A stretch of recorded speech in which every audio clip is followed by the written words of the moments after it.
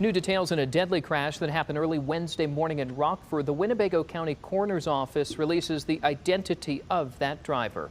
Now, officials say 22-year-old Davion Treverian was behind the wheel when he crashed into a building in the area of Harrison Avenue near Seminary Street. The coroner's office says around 1:15 in the morning, he was driving west on Harrison when he lost control of the car, resulting in that crash. He was later found unresponsive in the road and died at the scene. Tavian was the only person in the car. Parts of the street were closed off for the investigation. Emergency crews were there to clean up.